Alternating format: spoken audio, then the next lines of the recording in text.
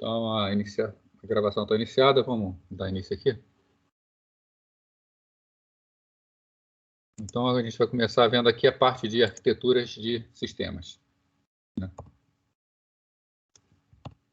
Sobre as arquiteturas de sistemas, começar com uma pergunta. Como diversos sistemas distribuídos são realmente organizados, estou falando da organização dele, considerando onde são colocados os componentes de software. Então, nós estamos preocupados aqui na localização desses componentes de software. E mais do que simplesmente a localização, como se dá fisicamente essa localização. Vamos começar, então, pelas arquiteturas centralizadas. Nós temos, basicamente, as arquiteturas centralizadas, as arquiteturas descentralizadas e as híbridas. A arquitetura centralizada é aquela mais tradicional. A gente chama de um modelo cliente-servidor. Nesse modelo cliente-servidor existe uma máquina que atua como cliente, que faz consultas a uma máquina que atua como servidor. Isso de uma forma bastante simplista. Onde o cliente sempre é quem inicia a conversação. Então, quando é necessário algo, o cliente solicita ao servidor, o servidor processa e responde ao cliente, com o resultado desse processamento. Então, essa arquitetura é a arquitetura mais citada quando se discute sistemas distribuídos, até porque ela é mais simples de ser implementada. Nós colocamos as funcionalidades no servidor e os clientes vão buscar nesse servidor as suas funcionalidades. Então, os processos são divididos em dois grupos com possível sobreposição. Então, uma frase curta, mas eu vou chamar a atenção aqui. Primeiro, processos são divididos em dois grupos. A gente, às vezes, tem a tendência de considerar cliente e servidor como hardware ou como máquina, como um hospedeiro. Na verdade, o que define o que vai ser feito é um processo, é o software. Então, quem são divididos nos dois grupos são os processos. Inclusive, numa mesma máquina, podemos ter processo cliente, processo servidor. E também com possível sobreposição. O que é sobreposição? Uma determinada máquina ela pode ser cliente e pode ser servidor ao mesmo tempo. Vamos ver isso aí. Então, quem é o servidor? O servidor, nós dizemos que é o processo que implementa um serviço específico. Então, quando nós falamos na execução de algum serviço, quem fornece esse serviço é o servidor. O cliente já é aquele que requisita o serviço. Então, o servidor implementa, o cliente requisita. Para isso, o cliente envia ao servidor uma requisição, na sequência espera pela resposta do servidor. Então, nós temos aqui o cliente, ele envia uma requisição para o servidor, e processa, e envia a resposta. Podemos ter vários clientes conectados ao servidor. Servidores podem ser clientes de outros servidores. Aqui, por exemplo, onde nós temos um cliente acessando o servidor, nós podemos imaginar a seguinte situação. Um navegador web, um browser, atuando como cliente, ele se conecta aqui no servidor web, solicitando uma determinada página. Para a montagem dessa página, vai ser executado algum software, esse software pode precisar de dados. Esses dados podem, por exemplo, estar no servidor de banco de dados, no SGBD. Então, nesse momento, esse processo que está executando nessa máquina aqui, ele é servidor para esse processo cliente, mas ele é cliente de um SGBD. Então, esse processo aqui, ele atua simultaneamente como cliente e como servidor. E o comportamento é um comportamento que nós chamamos de comportamento requisição-resposta, já que o cliente envia uma requisição e o servidor responde com uma resposta. É normalmente uma interação bastante simples. Bom, essa comunicação ela pode ser implementada por meio de um protocolo simples sem conexão. Vocês já viram redes de computadores, Vocês sabem que um protocolo simples sem conexão é um protocolo que não garante confiabilidade, não garante entrega, e até mesmo quando entrega, ele nem sempre garante que entrega corretamente. Então, ele pode ser implementado por meio de um protocolo desse, quando a rede subjacente for razoavelmente confiável, que é a grande maioria das redes que nós temos hoje em dia. Nossas redes hoje são bastante confiáveis, então dá para usar um protocolo simples como o UDP, que é excelente para protocolos do tipo requisição-resposta. Um protocolo sem conexão, você simplesmente, quando necessita, você manda uma requisição. O servidor processa e manda a resposta. Isso é muito rápido. Um protocolo orientado à conexão, o cliente precisa solicitar uma conexão, o servidor estabelece a conexão, né? São negociados números de sequências, para aí sim o cliente envia a requisição, depois o servidor envia a resposta, o cliente solicita o encerramento, o servidor responde com o encerramento, o servidor também avisa para encerrar ao lado dele e o cliente confirma.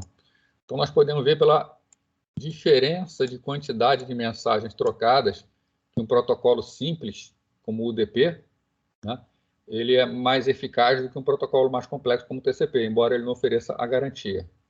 Né? O impacto disso é que cabe, né, ao software que utiliza esses protocolos mais simples, protocolos sem conexão, ele dá o jeito dele de garantir a confiabilidade da comunicação. Né? Se a confiabilidade for essencial, aí é melhor usar o TCP mesmo. Então, o cliente requisita um serviço enviando uma mensagem, né, para o servidor, e junto dessa mensagem pode ou não ir dados. Né? Se ele for processar algum processamento dos dados, ele vai precisar enviar os dados. Né? Um servidor ele está sempre aguardando pela chegada de uma requisição. Então, o papel de um servidor é ficar parado na rede, sem fazer nada, né, enquanto não solicitam nada, aguardando a chegada de uma requisição. Quando chega a requisição, o servidor vai processar. Né? Então, o servidor recebe a mensagem, né, processa, empacota os resultados, uma mensagem-resposta que é enviada ao cliente. Né? Então, conforme conversamos, bastante eficiente, né, esse protocolo simples sem conexão, desde que as mensagens não se percam, não sejam corrompidas. Né? Então, o cliente ele vem executando, ele solicita uma requisição, o servidor está parado, aguardando, né? Enquanto o servidor está processando o serviço, o cliente fica parado, aguardando o resultado. Quando o servidor responde, ele vai ficar parado agora, aguardando outra conexão, e o cliente continua o seu processamento. Né? Então, protocolo simples de requisição-resposta. Bom, fazer com que um protocolo sem conexão seja resistente a ocasionais falhas de transmissão pode não ser trivial. Né? Se nós temos, por exemplo, um protocolo que a gente busca simplesmente fazer uma autenticação, você manda, por exemplo, usuário e senha e o servidor responde se está autorizado ou não. Né? Aí fica bastante fácil. Se não chega a resposta, é só mandar de novo. Não tem nenhum problema de interação.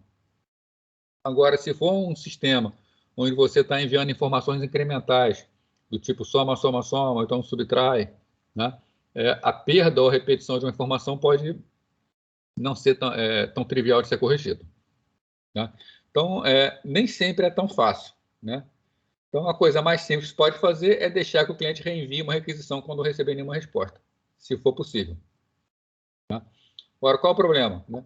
O cliente envia uma requisição, não chega uma resposta. O que aconteceu? Né? Pode ter acontecido da requisição ter se perdido no meio do caminho, ou pode ter acontecido da requisição ter chegado e a resposta ter se perdido.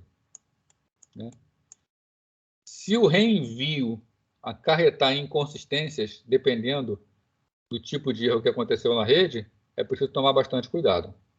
Né?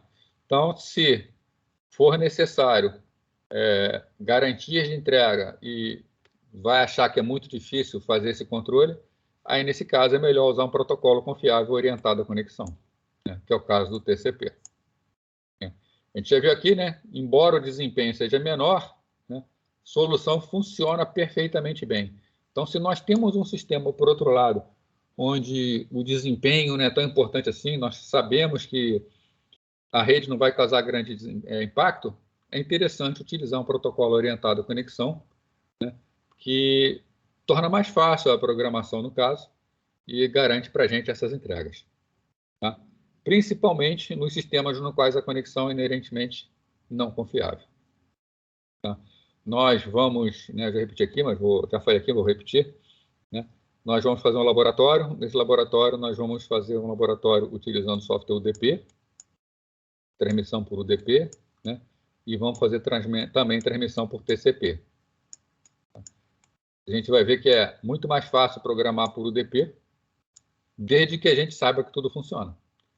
Se as coisas não funcionam e a gente precisa de garantir que vai funcionar, aí a gente parte para o TCP, que tem algumas fases a mais, mas também não é nada do outro mundo. Tá? Isso é o que a gente vai fazer para a gente ver como é uma programação tendo que nós, programadores, tomar conta do que está acontecendo na rede. Né? Depois nós vamos fazer uso lá de RPC e fazer uso também de RMI. E aí vocês vão ver que por RPC e por RMI a gente esquece que existe uma rede. Tá? A gente não precisa se preocupar com nada. Os próprios sistemas geram tudo para a gente. Isso aqui foi o que eu conversei 3 slides atrás, né? Estabelecer e encerrar uma conexão custa relativamente caro, né? Especialmente quando as mensagens forem pequenas. Então, se a gente tem pouca quantidade de dados, basicamente uma solicitação pequena e uma resposta pequena, isso acontece muito rápido. Enquanto fazer o estabelecimento da conexão pelo three-way handshake, aí faz o envio e resposta, e depois fazer o encerramento da conexão, a gente pode gastar muito tempo com o que a gente chama de tarefas administrativas, enquanto o nobre da questão, que é a transferência de dados, foi algo muito pequeno. Né? Isso vai ficar pouco eficiente. Né? E é claro que o servidor usa a mesma conexão para enviar a resposta. Né? Se o cliente pergunta por uma conexão, o servidor não vai encerrar a conexão para abrir uma outra para enviar a resposta. Né? A resposta sempre vem pela mesma conexão. Com relação ainda às arquiteturas centralizadas, né? Cliente-servidor, né? Um sistema pode estar executando mais de um processo servidor simultaneamente. Então, nós podemos ter dentro de uma máquina mais de um processo servidor. Pode também estar executando simultaneamente mais de um processo cliente. Né? Pode ter na mesma máquina processos clientes e processos servidores. Tá? Inclusive, durante fase de desenvolvimento, isso é bastante comum. Né? Nós criamos a nossa aplicação cliente, nós temos o nosso próprio servidor dentro da nossa máquina para fazer testes locais. E também podemos ter um processo atuando simultaneamente como cliente-servidor. Já vimos aqui o exemplo do servidor web acessando um servidor de banco de dados, que é um servidor web, não para os browsers ele é um servidor, porém para o servidor de banco de dados ele é um cliente.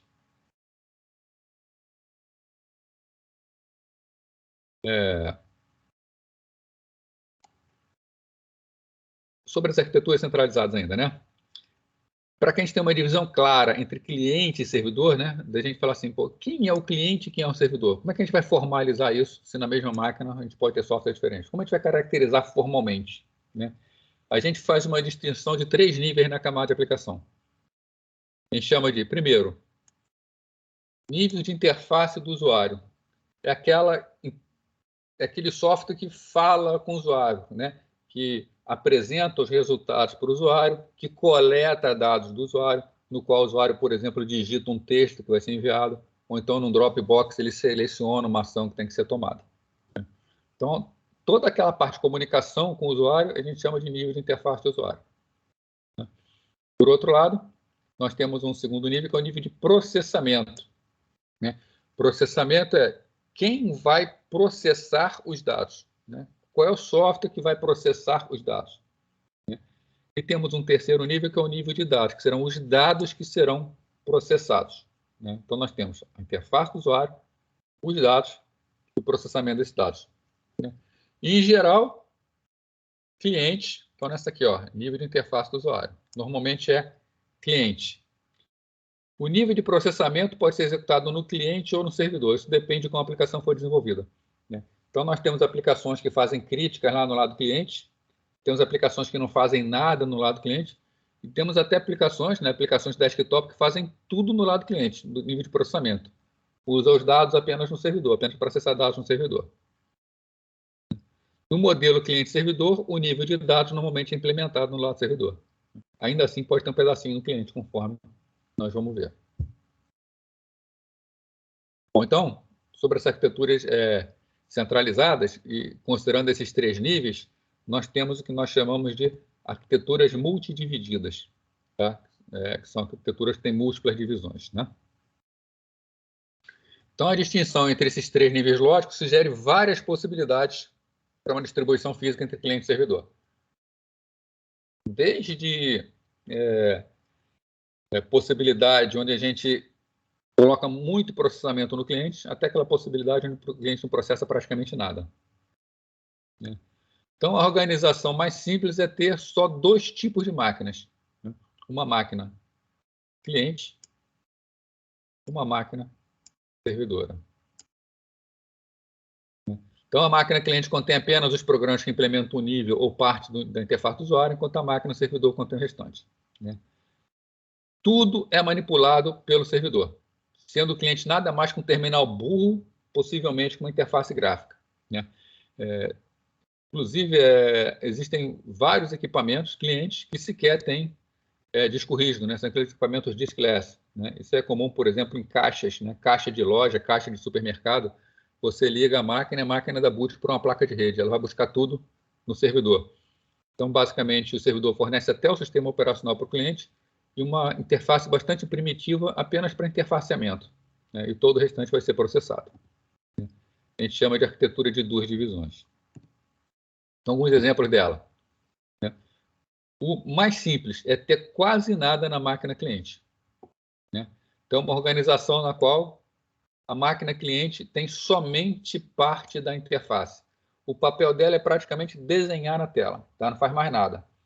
A grande vantagem disso aqui é a simplicidade das máquinas. Né? São máquinas que necessitam de pouquíssimo poder de processamento, são máquinas que não precisam ter discos, são máquinas bastante baratas. Né?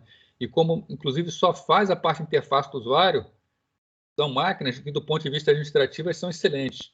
Porque se um determinado usuário está usando aquela máquina e der um problema na máquina, você tira a máquina, coloca outra no lugar, não precisa configurar nada. Né? O cliente simplesmente continua trabalhando. Né? Bom, então, só aquela máquina qual somente a parte interface do usuário é dependente terminal. Né? Da aplicação controle remoto, inclusive sobre a apresentação dos dados. Né? Então, é onde, na máquina cliente, tem praticamente nada. Né? Fica tudo no lado do servidor. A gente pode evoluir isso para uma máquina um pouquinho melhor e chegar numa máquina onde a interface do usuário está toda na máquina cliente. E na máquina servidora está o restante. Né? Só como exemplo, né? O que seria assim, a interface está toda na máquina do usuário e ter, por exemplo, a interface dividida? Seria, por exemplo, a parte de desenho. Se precisasse desenhar, por exemplo, uma caixa, um quadrado onde você vai... um text box, né? Onde você vai desenhar colocar um texto. Esse tipo de máquina aqui, ela precisa receber ponto a ponto, né, para fazer o desenhozinho. Ela não consegue ter muito processamento. Enquanto numa máquina que a interface do usuário faz o processamento, você pode simplesmente passar para a máquina as coordenadas inicial e do tamanho da caixa. A própria máquina faz todo o desenho. Então, ela tem todo o poder de controlar a interface do usuário. Então, a gente divide a aplicação uma extremidade frontal gráfica, né, que se comunica com o restante de uma aplicação que reside no servidor, por intermédio de um protocolo específico. O cliente não faz nenhum processamento, a não ser o necessário para apresentar a interface para a aplicação. Né? Então, ele mostra uma caixa de texto, o usuário digita o texto e o texto é enviado para o servidor. A gente, só para dar uma dica, né, a gente está falando aqui, a gente está caminhando de clientes magros, que é o que a gente chama isso aqui, né? Vocês devem ter ouvido falar o termo thin client. Então, cliente magro é aquele cliente que não faz quase nada. Nós estamos encorpando esse cliente. Então, esse aqui é um cliente magro, aqui já é um cliente não tão magro, mas ainda magrinho, né? Que ele ainda não faz nenhum processamento. A gente tem a opção já de colocar algum tipo de processamento no cliente. Né? Então, a gente parte para uma arquitetura onde parte da aplicação está no cliente. Então, toda a interface do usuário e um pedaço da aplicação está no cliente. Enquanto o restante da aplicação e os dados estão no servidor. Então, nós podemos deslocar a parte da aplicação para a extremidade frontal, lá para o lado do cliente. Né? Por exemplo, uma aplicação que utiliza um formulário que precisa ser completamente preenchido antes de poder ser processado. Né? Então, a aplicação está coletando, está criticando os dados. Você tem que entrar com uma data, ele vai ver se está no formato da data. Né? Ele é capaz de criticar aquela entrada antes de enviar para o servidor. Né? Se houver algum erro muito discrepante na entrada, o servidor nem recebe essa informação. O próprio cliente já faz a filtragem, já faz a crítica para que seja corrigido. Isso diminui bastante o tráfego da rede e diminui também bastante o processamento no servidor. Agora, engordando um pouco mais, nós podemos colocar toda a aplicação no lado cliente. Então, organizações onde são utilizados o computador pessoal como estação de trabalho, né, no lugar da máquina cliente, grande parte da aplicação pode estar executando na máquina cliente, com as operações de arquivo de entrada de dados no servidor. Então, por exemplo, a aplicação desktop tem toda a interface conecta com o usuário, tem toda a aplicação rodando no cliente, somente os dados estão no servidor de banco de dados. Não existe um servidor de aplicação aqui nesse tipo de estrutura.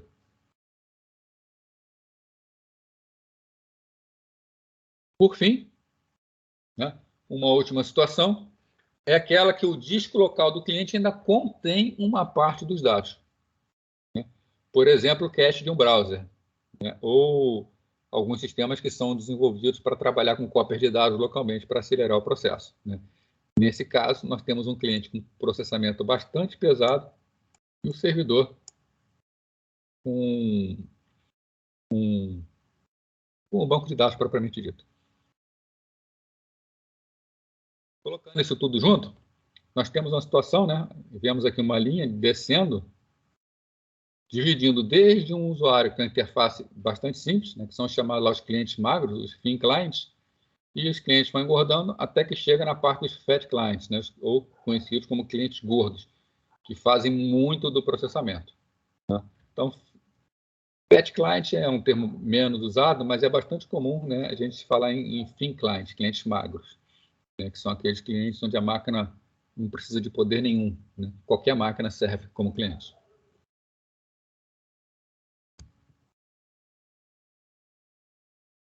Bom, a gente tem uma forte tendência, né, para abandonar as configurações na qual a aplicação reside totalmente no cliente. Por razões bastante práticas. Né? As máquinas clientes são mais problemáticas para gerenciar. Né? Acho que todo mundo aqui, todo mundo é difícil, né? Mas boa parte de vocês já trabalhou em algum local onde nós temos servidores e clientes. E a gente sabe, né? Aquelas máquinas do cliente, o cliente coloca software que não é para colocar, faz um monte de besteira na máquina, desliga de forma inapropriada. Né? Normalmente não possui um hardware tão bom quanto o hardware de um servidor. Então, são máquinas que realmente têm mais tendência a darem problemas. Né? Então, se nós vamos ter um sistema onde é um sistema distribuído e temos a possibilidade de botar todo o processamento em máquinas mais confiáveis, onde tem backups, onde o cliente não tem a capacidade de comprometer o sistema, né? A tendência é realmente não colocar muito da aplicação no lado do cliente. Isso dá uma estabilidade muito maior para o sistema. Então, da perspectiva de gerenciamento do sistema, ter clientes gordos, tá, não é bom. Os terminais magros, né, que são de clientes magros, são bem mais fáceis de gerenciar. E qualquer problema é só trocar sem dificuldade. Agora, uma máquina servidora, às vezes, também precisa atuar como cliente, né, que resulta na chamada arquitetura de 3 divisões em termos físicos. Foi aquilo que a gente já viu. Né? Então, cliente, um servidor, que é servidor para essa máquina, porém ele é cliente de uma outra máquina. Esse cara é cliente e servidor ao mesmo tempo.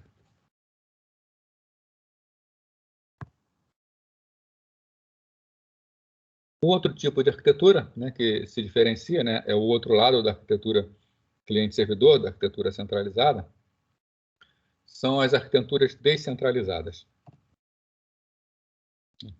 Bom, vamos continuar falando um pouco aqui de arquitetura centralizada para poder diferenciar. Né? Nas arquiteturas cliente-servidor multidivididas, acontece uma distribuição denominada distribuição vertical. Tá? O que a gente entende por distribuição vertical? Né? Consiste em colocar componentes logicamente diferentes em hospedeiros diferentes. Então, a distribuição vertical não precisa estar um em cima do outro, não. Né? Portanto, vou até desenhar do lado aqui. Existe de uma forma bem clara quem é cliente e quem é servidor. Se a gente pensar, por exemplo, num sistema web, quem é o cliente? O cliente é o browser. Né? A gente pode ter lá o Google Chrome, o Firefox, o Edge da Microsoft, Opera, né? Temos vários por aí.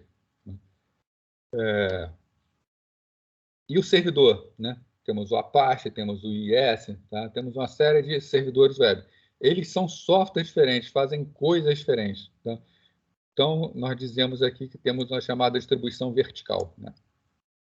Os processos eles são diferentes. Uma arquitetura descentralizada é uma forma alternativa. Ela é conhecida como distribuição horizontal. O que caracteriza a distribuição horizontal? Cliente ou um servidor, né, pode ser fisicamente subdividido em partes logicamente equivalentes, né, e cada parte está operando em sua própria porção do conjunto completo de dados. Tá?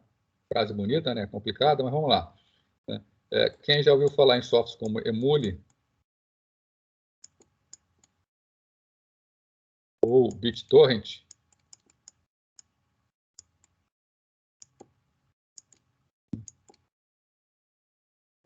está falando desse tipo de software. Né? O que caracteriza o Emule? O que caracteriza o BitTorrent? As pessoas elas têm o mesmo software, cada um em suas máquinas. Ambos, BitTorrent e Emule, têm como objetivo o compartilhamento de arquivos. Então, se eu quero um determinado arquivo, eu vou buscar o arquivo nas outras máquinas, eu estou atuando como cliente dessas máquinas. Por outro lado, eu também posso ter um outro arquivo que interessa aos outros, então eu estou servindo esse arquivo para as outras máquinas. Né? No caso aqui, todas as máquinas do sistema, elas se caracterizam por possuírem o mesmo software, ora atuando como cliente, ora atuando como servidor, ou às vezes atuando ao mesmo tempo como cliente como servidor. Né? São conhecidos como software peer-to-peer. Né? Caio até ajudou, ele botou o P2P, né? Obrigado, Caio. P2P é a abreviação de peer-to-peer. Né? São aquelas máquinas, né? O que é peer-to-peer? A tradução é par a par. Né? São máquinas pares ou softwares pares. Os dois softwares são iguais e eles trocam dados. Né? É o que a gente caracteriza como uma arquitetura descentralizada. Né? Na arquitetura centralizada, existe um servidor realizando o papel central. Na descentralizada, nós não temos isso. Então, uma classe moderna de arquiteturas de sistema que suporta distribuição horizontal é conhecido como peer-to-peer, né? Ou a abreviação P2P. Nessa arquitetura, todos os processos envolvidos em uma tarefa ou atividade desempenham funções semelhantes. É o mesmo software que está em todos os hospedeiros. Né? Interagem cooperativamente como pares, né? Peers, né? Dando um peer-to-peer. Não há distinção entre clientes e servidores. Né? A gente, nesse caso, diz que os hospedeiros eles são serventes. Né? Eles são clientes e servidores ao mesmo tempo. Né? Esse servente é um nome mais técnico, né? É difícil no dia a dia a gente falar disso aí. A gente chama mesmo de software peer. Tá? Todos os processos participantes executam o mesmo programa e oferecem o mesmo conjunto de interfaces uns para os outros. Isso aqui, na verdade, tá? É o que está escrito no livro-texto, mas a gente pode falar o mesmo tipo de programa ou o mesmo protocolo. Né? Porque quem usa BitTorrent, por exemplo, sabe que não necessariamente tem que ter o mesmo programa. Né? Falando em programa, a gente tem vários programas. A gente tem o Vuse, o SpeedTorrent, tem vários softwares de torrent aí. Né? E todos eles falam uns com os outros. Né? O Emule, por exemplo, aí sim, obrigatoriamente era o mesmo programa, mas o torrent não precisa ser o mesmo programa, basta que fale o mesmo protocolo.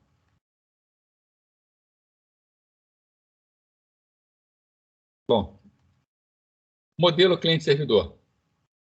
A estratégia é simples, né? É fácil implementar. Tá? A grande dificuldade dele é que ele não é flexível em termos de escalabilidade. Né?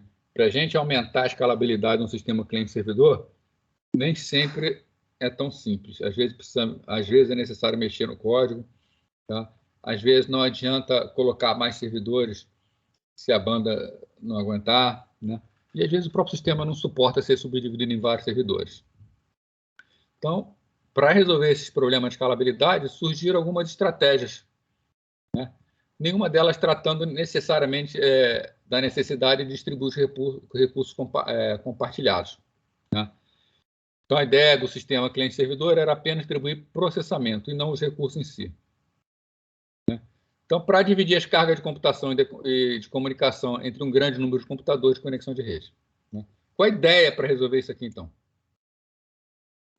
Desenvolver sistemas peer-to-peer, né, em que a rede de recursos computacionais pertencentes aos usuários do serviço também pudesse ser utilizado para suportar esse serviço. Ou seja, um BitTorrent da vida. Eu quero fazer um download de um determinado arquivo. Beleza, eu vou fazer esse download. Eu encontro esse arquivo e solicito o download. Quando eu começo a fazer o download, eu já começo a receber parte desse arquivo. Instantaneamente, a minha máquina começa também a disponibilizar esse arquivo para os outros. Né? Então, quando eu estou utilizando um BitTorrent, eu estou pegando alguma coisa, mas eu também estou fornecendo essa ou talvez mais coisas.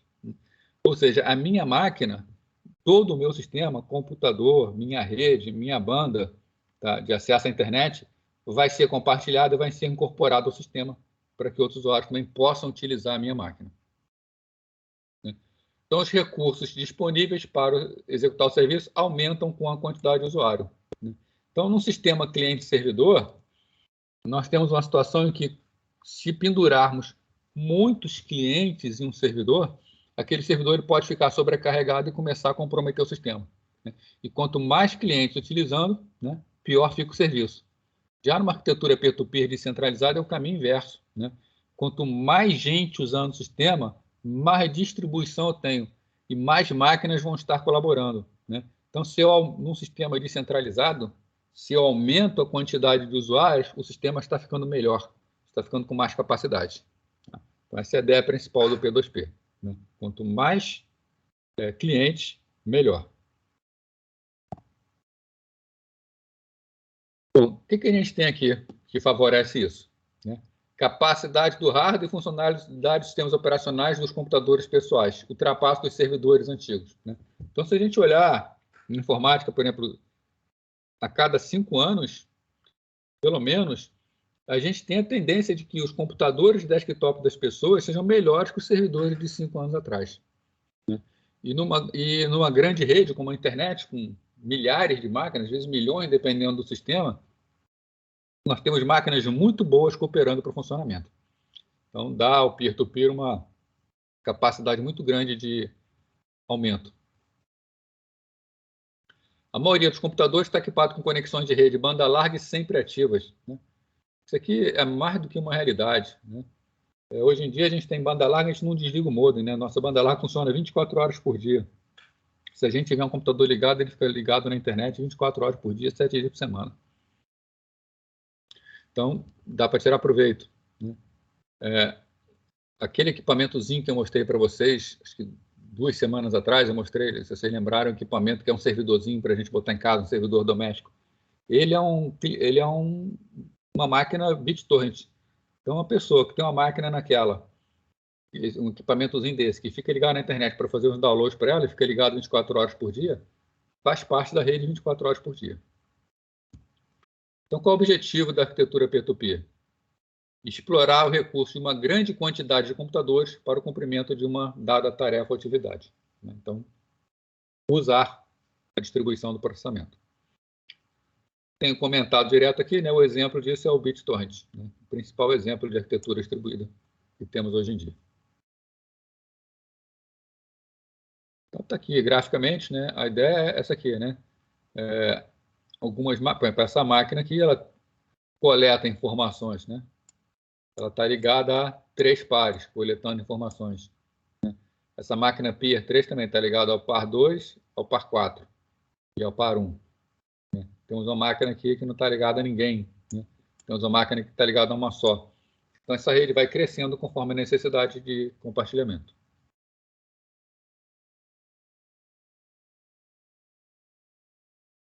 Temos, então, que uma grande quantidade de objetos de dados é compartilhada, né? E um computador individual contém apenas uma pequena parte do banco de dados do aplicativo. Né? Pensa, né, quem usa num aplicativo como o BitTorrent. O que existe no BitTorrent em termos de software distribuído? Né? É uma enormidade, é um troço gigantesco. Eu não sei nem estimar a quantidade de dados. Tá? Mas eu sei dizer uma coisa, não existe uma máquina que tem todos os dados. Né? Como, por exemplo, a arquitetura cliente-servidor. Não existe um local onde estão todos os dados. está tudo espalhado por várias máquinas de milhões de clientes pelo mundo inteiro. E quando você necessita de um determinado arquivo, esse arquivo será buscado, uma parte dele em cada um desses clientes, né? Então, o que acontece com essa carga de armazenamento, né, com a carga de processamento para o fornecimento da informação, com a carga de comunicação para acessar esses objetos, né? Ela é totalmente distribuída entre todos os usuários, né? O que é o BitTorrent? Na verdade, é uma grande comunidade onde cada um fornece um pouco do seu recurso para compartilhamento de informação entre várias pessoas. Esses objetos, né, que são compartilhados, são replicados em vários computadores para distribuir a carga ainda mais, né, fornecendo poder de recuperação no caso de desconexão. Ou seja, um único arquivo, existem milhares de cópias dele espalhadas por várias máquinas. Então, se em determinado momento eu preciso de um determinado arquivo, é bem provável que eu encontre esse arquivo ativo e disponível para ser pego em centenas de máquinas a qualquer momento, né? E mesmo que, por exemplo, eu estou com a máquina aqui, eu estou fazendo download de várias partes, de vários locais, né? Se por acaso é desligada essa máquina que está me fornecendo alguma coisa, eu tenho essa parte em outro lugar que eu posso passar a pegar, né? Então, fica um sistema distribuído onde a informação está sempre disponível. Bom, então, essa necessidade de colocar objetos individuais, recuperar e manter cópias, tá, torna a arquitetura significativamente mais complexa que a arquitetura cliente-servidor, né? É muito mais fácil você programar um sistema onde está tudo no servidor, o cliente vai lá e pega, né? É mais complexo quando está tudo distribuído. Então, a programação realmente é mais difícil, né? Bom, então, dado esse comportamento aí, né, a questão é como organizar os processos em uma rede de sobreposição, né? Como a gente cria uma rede de sobreposição para isso tudo, né? E o que é uma rede de sobreposição, né? Vamos imaginar a internet. Tá? A internet tem, agora, nesse momento, né, milhões de máquinas ligadas a ela. Tá? Esses milhões de máquinas, muitas delas, talvez milhares ou talvez outros milhões, estejam nesse momento com o BitTorrent ligado, né? Então, em cima da internet, existe uma outra rede, que é a rede do BitTorrent, utilizando a rede internet. Então, essa rede BitTorrent nós chamamos de rede de sobreposição. É uma rede que está se sobrepondo a uma outra rede para poder funcionar, né? Então, a questão é como criamos essa rede de sobreposição. Bom, então vamos ver isso aí, né, para criar essa rede, né? Então, a rede de sobreposição é constituída com a utilização de um procedimento determinístico, ou seja, um procedimento onde nós, quando precisamos buscar alguma coisa, esse procedimento ele consegue dizer onde essa informação está, né? Existem várias formas disso, né? Então, a função, você vai fazer uma função, você vai ter o nome da função, você passa como parâmetro da função aquilo que você quer buscar, né? E existem várias formas de fazer isso. Nós vamos estudar uma delas, que é a chamada tabela hash distribuída, né? Distributed Hash Table, DHT. Com isso, os itens de dados que vão fazer parte da rede de sobreposição, eles recebem um identificador. A princípio, um identificador aleatório para poder fazer com que esse item de dado possa cair em qualquer lugar. A responsabilidade por ele ou até mesmo o armazenamento, né? Bom, os nós do sistema também recebem números aleatórios, né? Então, nós temos que os dados recebem números e os hospedeiros do sistema também recebem números, todos eles aleatórios, tá? O que a gente precisa fazer, né? Então, nós temos um determinado dado aqui e temos uma série de hospedeiros. Nós precisamos realizar um cálculo em cima desse dado, de forma que a gente possa determinar aonde eu vou buscar a informação desse dado, né? Então, precisa o quê? Implementar um esquema aqui. Mapeie exclusivamente a chave de um item para o identificador de um nó. Então, dado a chave do dado, esse mapeamento vai me dizer, ó, esse dado está nesse servidor, eu vou conseguir encontrar. Ao consultar o item de dado, o endereço de rede do nó responsável por aquele dado deve ser retornado. Ou seja, esse cálculo feito com base nesse índice vai me dizer qual é o endereço do hospedeiro. O que nós temos na DHT, tá? Um exemplo do DHT é um sistema conhecido como Short, tá? Aqui nós temos um short com índice 16, né? Vai de 0 a 15. Ele é um anel, onde nesse anel nós podemos ter até 16 hospedeiros. No caso aqui nós temos 1, 2, 3, 4, 5 hospedeiros. Né? E é considerado uma rede anel, onde o 1 vem depois do 0, o 2 vem depois do 1, o 3 vem depois do 2, por aí vai, né? Aí na sequência 13, 14, 15, o próximo do 15 é o 0. Então eles fecham o anel. E a regra é, o item de dado com chave K é mapeado para o nó que tenha menor identificador ID maior ou igual a K. Quer dizer o seguinte, eu calculo o identificador daquilo que eu estou buscando. Eu cheguei o meu cálculo retornou o número 1. Onde eu vou buscar? Vou buscar no nó 1. Agora, aquilo que eu estou buscando, quando fez o cálculo do identificador, retornou que é 9. Onde eu vou buscar? Vou buscar no 9. Porém, o 9 não existe esse item. Busco no próximo. No 10, não existe. Vou para o 11, não existe. Vou para o 12, que existe. Então, a ideia é, sempre que eu calculo, eu descubro um número e eu vou pegar o próximo maior ou igual a ele. Tá? Isso é denominado como sucessor de K. Então, o sucessor de K, no caso 9, é 12. Nessa situação aqui, o nó 1 ele é responsável pelo 0 e pelo 1. O 4, responsável pelo 2, pelo 3 e pelo 4. O 5, responsável pelo 5, pelo 6 e pelo 7. Por aí vai, né? O 12 é responsável pelo 8, 9, 10, 11 e 12. E, por fim, o 15 é responsável pelo 13, 14 e 15. Assim, nesse sistema aqui short, né, nós temos que, sempre que for calculado o índice, eu vou ter alguém responsável por ele. O nó quer se juntar ao sistema. Vou limpar aqui minha telinha. O nó quer se juntar ao sistema. Ele vai gerar um identificador aleatório ID. No caso, vamos supor que acabou que gerou o ID 10. Então, ele vai entrar na posição 10. Então, o nó calcula seu próximo, calculando o SUC ID. Né? Ele quer perguntar quem é o próximo de 10. O próximo de 10 é o 12. Então, o 10 passa a ser ativo. O próximo dele é o 12. Né? O nó contacta o sucessor dele e seu predecessor para se inserir no anel.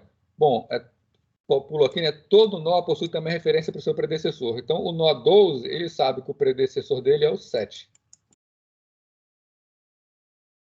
Então, quando o 10 contacta o 12, ele avisa, ó, eu estou entrando. Né? Nesse momento, ele sabe que o próximo dele é o 12. O 12 informa para ele que o sucessor era o 7, então o sucessor dele é o 7.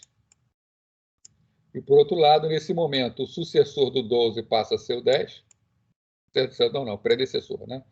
O sucessor do 7, que era o 12, passa a ser o 10. A inserção é feita de uma forma bastante tranquila. Então, a rede consegue ser altamente dinâmica.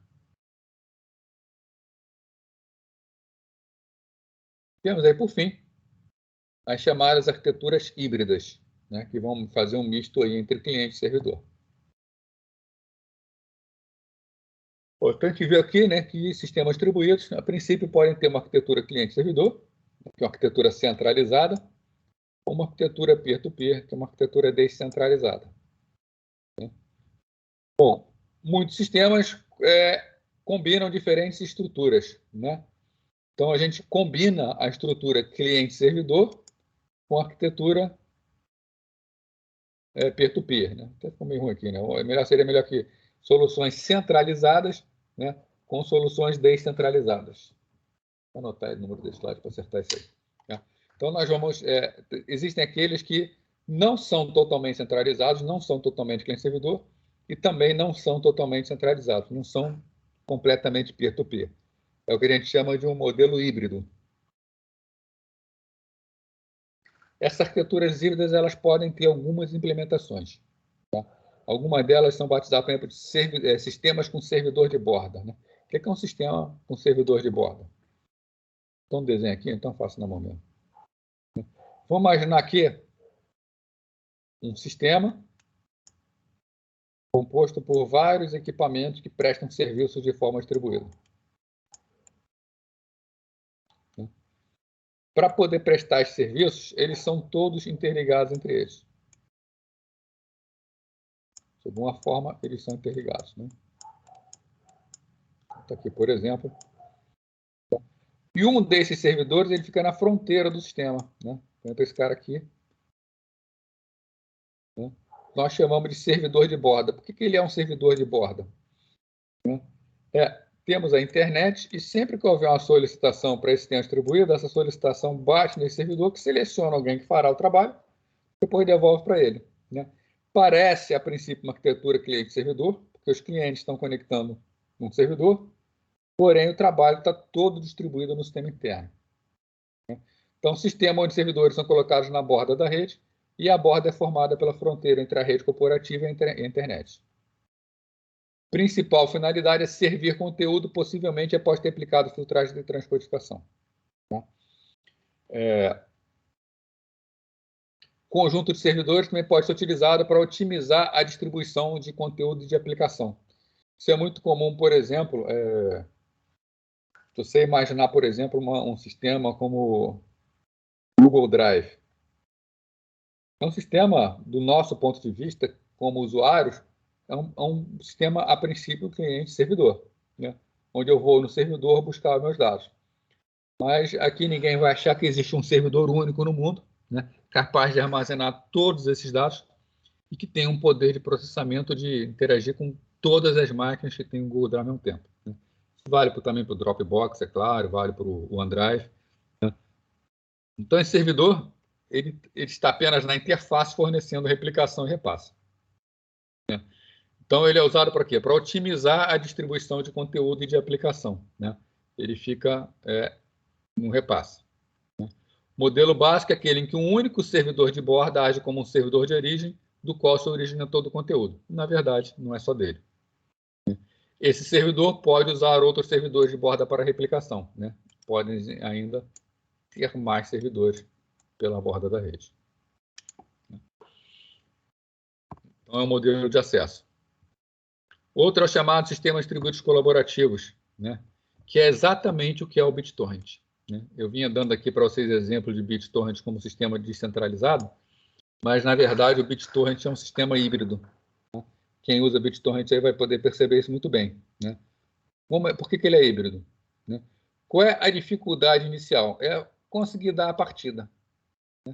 Imagina um sistema como aquele lá com DHT, onde existem milhares de máquinas trabalhando em anel e você precisa saber aonde inicia o anel, como é que você entra no anel, qual é a sua parte no anel, tá? A ideia é muito boa, mas gerenciar isso é complicado, tá? Então, nós temos os servidores que cuidam dessa parte da entrada das máquinas na rede em si, na rede descentralizada, e temos os servidores que cuidam de uma outra parte, né?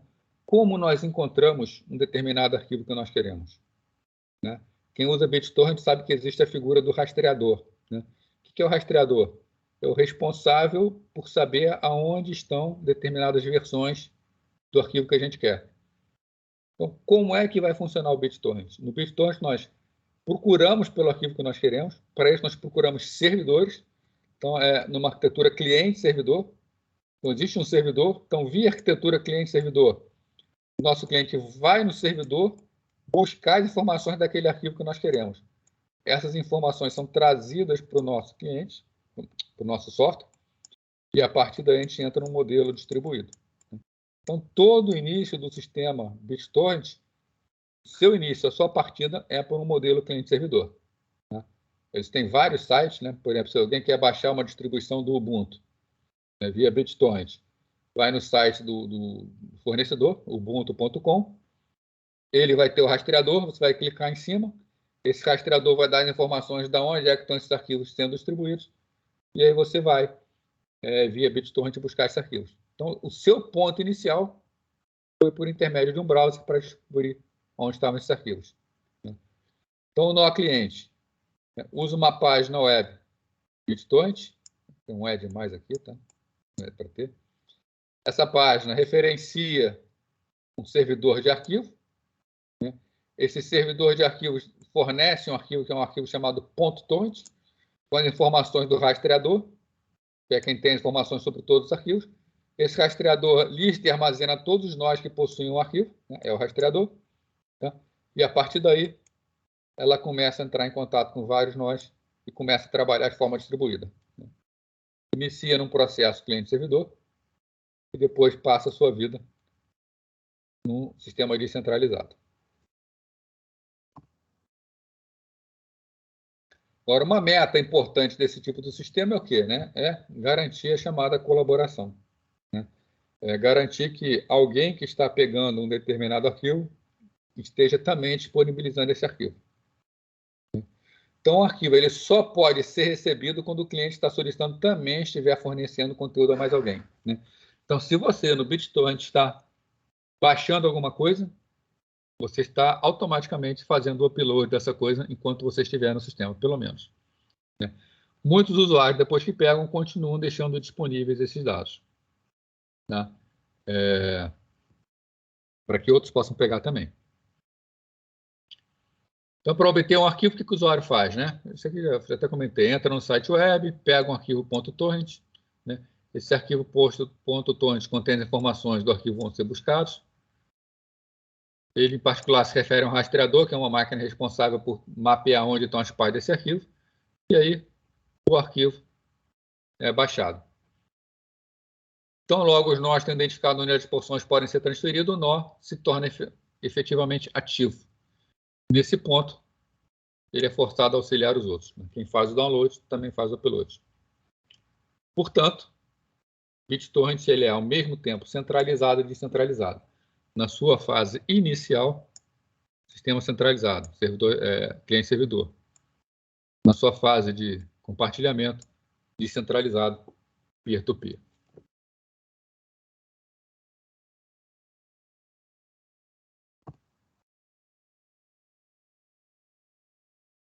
Uma pergunta até o momento?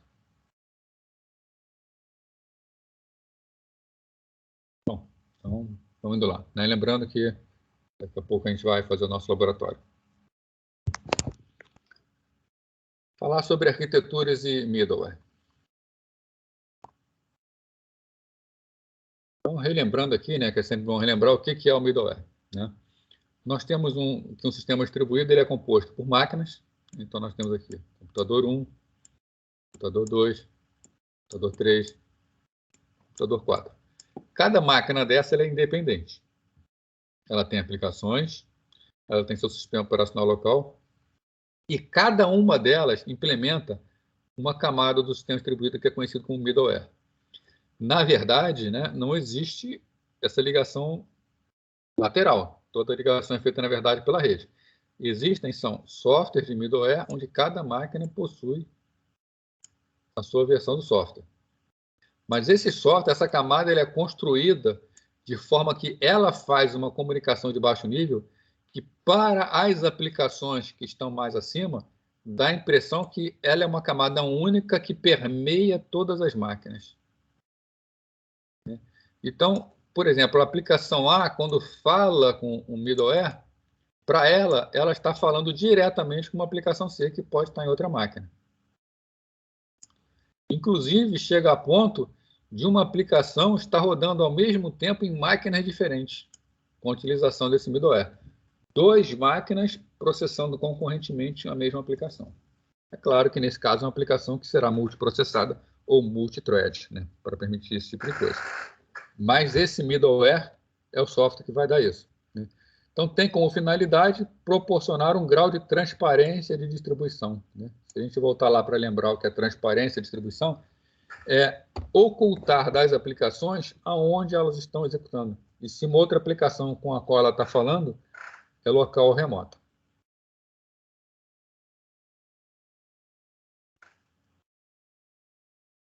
Bom, o que a gente vê na prática? Sistemas middleware seguem um estilo arquitetônico específico. Né? Então, quando alguém desenvolve um middleware, desenvolve uma determinada camada, desenvolve essa camada baseada num determinado estilo. Né? Pode ser um estilo centralizado, um estilo descentralizado, pode ser um estilo orientado a eventos, um estilo orientado a mensagens. Né? Mas, enfim, quando o programador ele vai escolher um middleware no qual ele vai desenvolver a sua aplicação, esse middleware traz embutido junto dele um determinado estilo. Então, é preciso conhecer os estilos que existem para que nós possamos nos adaptar ou escolher o melhor middleware para aquele tipo de aplicação que a gente está pensando. Muitas soluções adotaram um escrito arquitetônico baseado em objetos, né, para fazer a programação orientada a objeto em rede para montar o sistema distribuído. Um dos mais famosos é um padrão conhecido como Corba. A gente vai conversar sobre ele. É um padrão bastante importante para o desenvolvimento de sistemas distribuídos. Já outros fornecem middleware com estilo arquitetônico baseado em eventos, onde alguns eventos acontecem, né, promovendo a execução em máquinas diferentes. Um exemplo desse são os exemplos, né, o TIP e Rendezvous. Sistemas foram criados.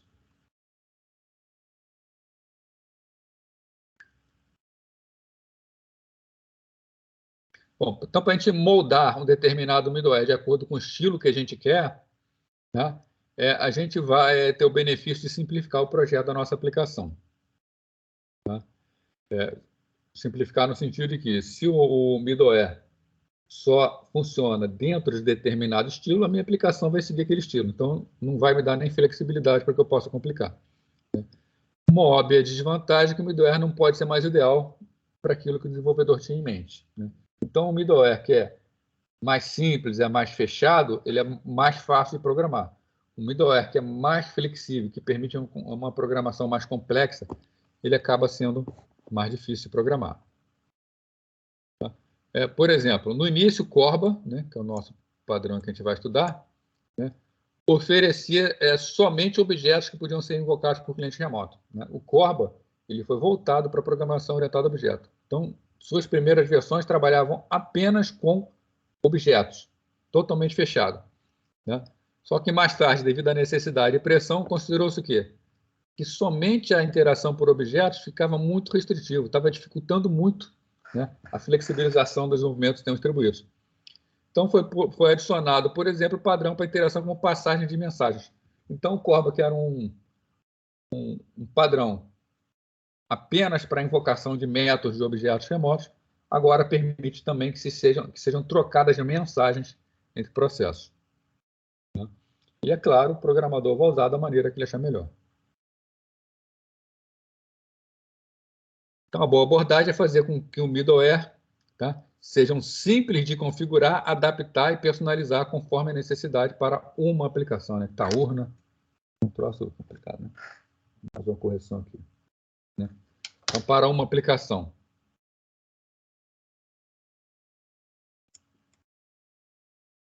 Então, a boa abordagem, fazer com que o sistema de middleware de modo que sejam simples de configurar, né? Adaptar ele para as novas situações e fazer personalização dele conforme a gente necessita. Né? A gente vai ver aqui, por exemplo, alguns, né? A gente vai ver o RPC. O RPC ele é muito simples de configurar, tá? Mas ele é pouco flexível no que a gente fala em adaptação e personalização. Tá? Já o RMI,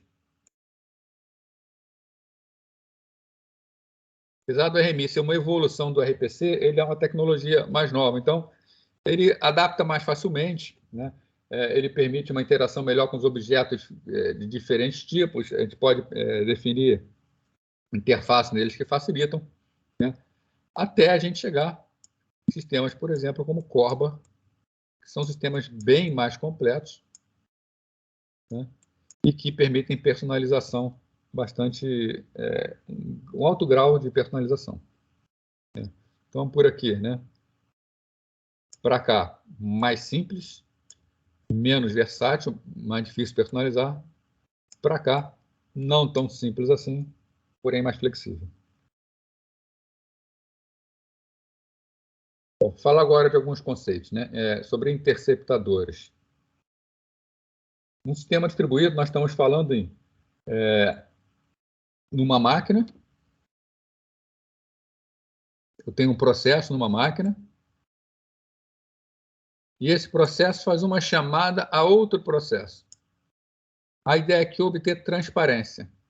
Né? Transparência e distribuição. Ou seja, esse processo ele não sabe se o processo que ele está chamando está na mesma máquina ou está na máquina remota, né? Então, esse processo ele pode estar chamando um processo que está na própria máquina, um processo que está numa outra máquina. Ele faz a chamada como se fosse local. Então, aqui no meio do caminho tem um cara chamado interceptador. Qual o papel desse interceptador? Sempre que eu faço uma chamada, o interceptador vai olhar. Tá. Ele quer acessar alguém local. Então, beleza. Rapidinho acesso.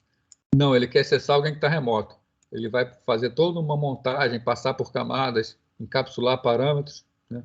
Fazer uma chamada no objeto lá do outro lado. Vai ter que passar também pelo interceptador remoto para falar com o objeto. A resposta volta via rede e chega de volta em quem fez a chamada. Para quem faz a chamada, é tudo local. Não diferencia em nada, se é remoto ou não. E para quem recebe a chamada também, é tudo local. Porque ele pode estar sendo chamado por um cara local, ou ele pode estar sendo chamado por um interceptador. Mas o interceptador também é um processo local. Então, uma construção de software que interrompe o fluxo de controle usual e permitindo que seja executado um outro código, né? Bom, a gente fazer com que o interceptador seja genérico demais, tá? Pode exigir um grande esforço, né, de implementação, tá? Então, a gente tem casos em que ter somente facilidades limitadas de interceptação vai melhorar o gerenciamento do software do sistema distribuído como um todo, né? Então, voltando a dizer, né, RPC, por exemplo, não é muito genérico. Aliás, ele é bastante específico. Ele tem uma forma padrão das coisas funcionarem, porém pouco flexível, né? Não é genérico. E lá na outra ponta, né, a gente falando, vem o Corba. O Corba ele é tão geral que ele permite que um determinado processo que foi feito com uma linguagem A, que está rodando num sistema operacional B, tem um hardware C, ele interaja com uma outra máquina que tem uma linguagem de programação diferente, um sistema operacional diferente e um hardware completamente diferente, tá? Então, o Corba cuida de toda essa compatibilidade entre essas máquinas completamente diferentes, tá? Ele é extremamente genérico, tá? E complexo de ser implementado, né? De ser utilizado, nem tanto. Então, vamos considerar a interceptação em sistemas distribuídos baseados em objeto. Temos um objeto A,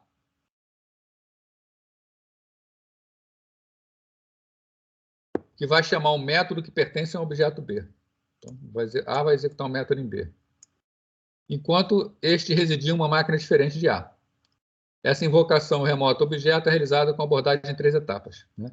Então, é oferecido ao objeto A uma interface que é a mesma oferecida pelo objeto B. Então, no momento da programação, né, espero que vocês conheçam Java ou algo parecido, né, a linguagem Java permite a construção das chamadas interfaces, né? As interfaces elas não implementam nada, não é isso? Elas apenas definem como é a comunicação entre dois objetos. Então, se o objeto está em B, está na máquina remota, esse objeto ele não está implementado na máquina de A. Porém, no momento em que é feito o sistema, é necessário uma interface que defina B. Só a interface. Para que A saiba como interagir com B, né? Daí a importância dessas interfaces, né? Então, A simplesmente chama um método disponível naquela interface. Então, A olha B, beleza, B está aqui, esse cara deve ser local, vou chamar um método dele. Ele chama um método que está definido na interface de B, né? Bom, o interceptador vai capturar isso, vai ver que A está chamando alguém que só tem uma interface definida, que na verdade está na outra máquina. Então, o interceptador fala com o interceptador da outra máquina, chama o objeto lá na outra máquina. Então, essa invocação de um objeto genérico é transformada em uma mensagem que é enviada por meio da interface rede, né? Redes trocam mensagens. Então, isso aqui que é uma chamada a um método de um objeto que tem seus parâmetros, tem toda a forma padrão de objetos se falarem, vai ser transformado em uma mensagem de rede, uma sequência de bytes, e vai ser enviada para o outro lado. E do outro lado, essa sequência de bytes vai ser novamente transformada numa chamada de objeto.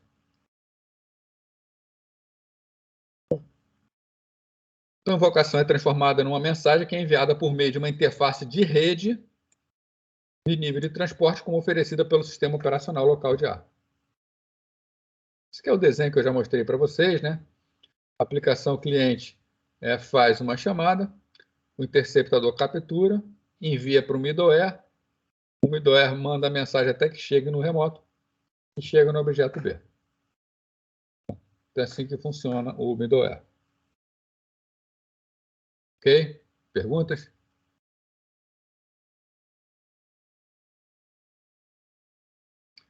Bom, isso aqui, com esse slide aqui, a gente termina a parte da unidade 1. Tá? O próximo slide já é a unidade 2. Isso aqui estava previsto a gente continuar só depois. Tá? A previsão era a aula acabar aqui.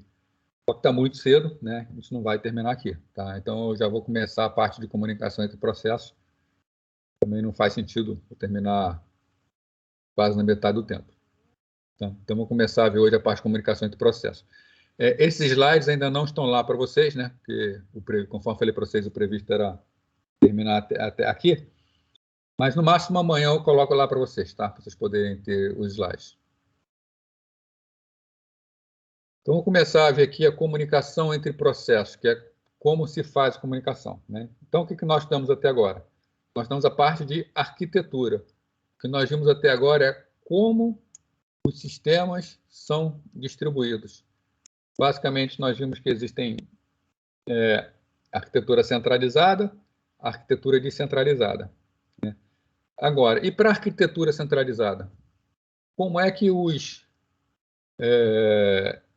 objetos ou os processos trocam informações? E a descentralizada? Como eles fazem para trocar essas informações? Né? Então, o que nós vimos foi como distribuir. Agora nós vamos ver como conversar. Tá? Depois, na unidade 3, a gente vai ver como encontrar. Né? Vai ser a parte de nomeação. E na unidade 4, a gente vai ver, basicamente, como manter sincronizado. Tá? E a gente fecha sistemas distribuídos. E nesse meio do caminho vai ter o laboratório, né, entre as unidades 2 e 3.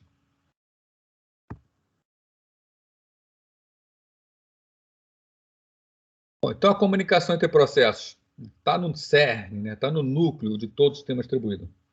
Não tem como se pensar num sistema distribuído sem pensar em comunicação. Né?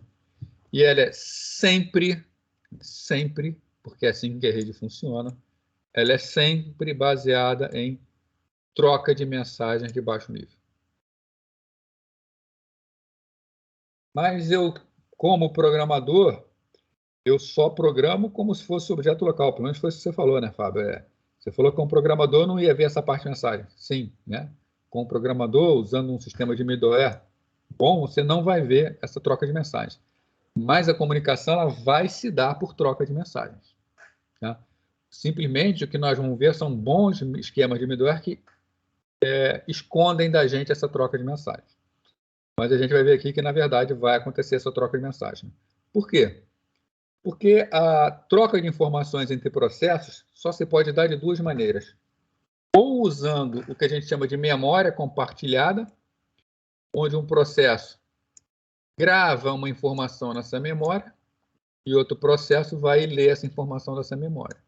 Aí é um sistema de memória compartilhada. Só que esse sistema de memória compartilhada, né, ele é ausente no sistema distribuído. As máquinas são máquinas diferentes aqui. Né? Se aqui eu tenho uma mesma máquina, a memória é comum aos dois processos. Agora, numa situação onde eu tenho um processo numa máquina e outro processo noutra máquina, não existe uma memória comum. Então, a segunda forma de comunicação entre processos é envio de mensagens. É a única que sobra para a opção de sistemas distribuídos. Então, toda a comunicação em sistemas distribuídos é implementada por troca de mensagem de baixo nível. Sistemas distribuídos modernos frequentemente consistem em muitos processos espalhados por uma rede não confiável como a internet. Rede não confiável, não estou falando de segurança de alguém olhar os seus dados. Né? Eu estou falando de confiabilidade a nível de você enviar uma informação e essa informação não se perder nem ser corrompida. A internet não garante isso. Então, a menos que sejam oferecidas ferramentas de comunicação mais convenientes, né, é difícil você fazer uma aplicação distribuída de grande escala, preocupado apenas com trocas de mensagens. Então, o middleware vai fazer essas conversões que a gente precisa, vai fazer garantia de igualdade de tipos, vai ter representação externa de dados, vamos ver o que é tudo isso para facilitar. Então, vamos dar uma lembrada aqui em alguns conceitos de rede, tá? A gente vai passar bem rápido, só para lembrar aí. Uma rede ela é estruturada em protocolos em camadas. Qual é o grande desafio? Vamos imaginar o seguinte: duas pessoas estão trocando informações, né? Dois amigos. E um deles vai enviar um texto, ele escreve esse texto em francês e ele usa um computador onde a codificação é BCDIC, tá? É um tipo de codificação diferente da codificação ASCII, é mais antigo. E quem recebe está esperando receber um texto em inglês com os caracteres de codificação ASCII. Tá, não tem como funcionar, né? Porque você, primeiro, que os caracteres são diferentes. Então, o que vai chegar lá é tudo confuso. E mesmo que se faça, de alguma forma, a conversão de ABCDIC para ASCII, na hora que o texto chega, o receptor espera um texto em inglês, mas foi enviado um texto em francês. E a gente assume que o receptor, por exemplo, só sabe falar inglês. Então, em sistemas distribuídos, nós temos que pensar nesses desafios. Quais são os dados que são enviados? Como esses dados são representados? O que se espera receber? Como se combina a representação desses dados? Então, são todas questões importantes. Então, para que essa troca de informações possa ocorrer de forma efetiva, acordos precisam ser estabelecidos. No caso de redes, a ISO, não está escrito errado não, tá? É trocado mesmo, é IOS. Tá? Antigamente a ISO se chamava International Standardization Organization, tá? Era trocado. Depois ela mudou de nome, ela trocou a ordem, ficou International Organization for Standardization. Tá? Mas manteve a sigla porque já era famosa.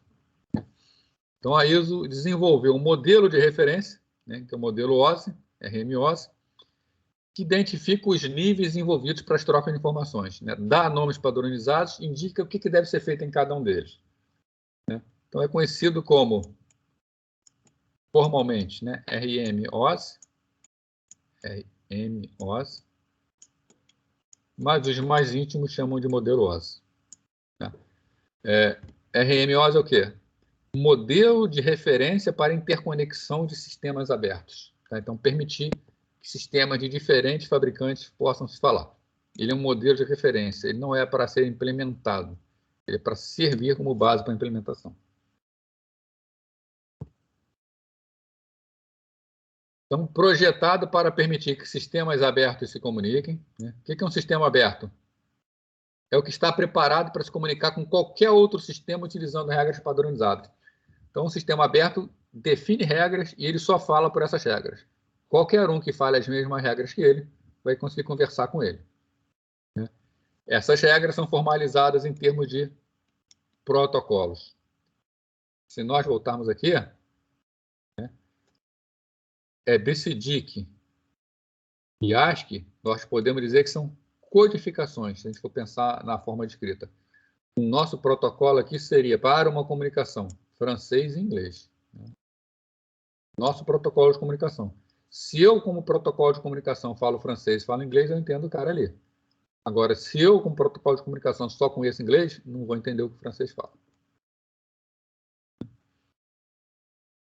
Bom, se um grupo de computadores quiser se comunicar para uma rede, todos eles têm que concordar com os protocolos que serão utilizados. Ou seja, todo mundo fala francês ou todo mundo fala inglês. Nós temos, então, na parte de comunicação, os protocolos orientados à conexão e os protocolos sem conexão. Nesses orientados à conexão, no nosso exemplo real é o TCP. antes de trocar dados, remetente e receptor estabelecem explicitamente uma conexão. O servidor vai ter um momento que vai falar, estou aguardando por conexões.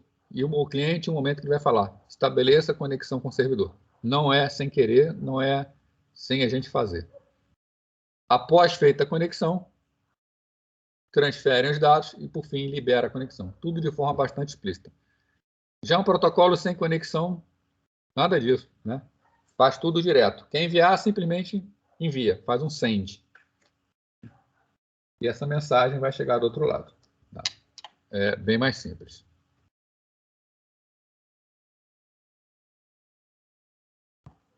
Camadas do modelo OSI. Tá? Tem slide mais à frente aqui explicando o que é cada um disso para vocês terem. Então, ele vai explicar para vocês o que é a camada física, o que é a camada de enlace. Tá? Aqui eu vou usar só no slide para poder tentar com a imagem ficar mais fácil. Então, o que nós temos aqui? Nós temos uma máquina que possui todas as camadas do modelo OSI. Tá? Nós temos aqui um computador que eu vou chamar de A. Do outro lado, nós temos o outro computador que vamos chamar de B. Na internet, nem sempre duas máquinas estão ligadas diretamente. Elas precisam passar por máquinas intermediárias. No caso aqui, nós temos duas máquinas intermediárias.